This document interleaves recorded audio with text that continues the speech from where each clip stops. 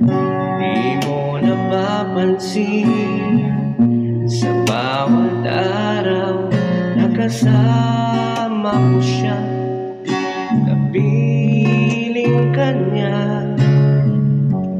Bawat sandali punong-puno ng ligay at saya, damdamin na iba at sa di sinasadya pagkakataon na para bang ika'y nila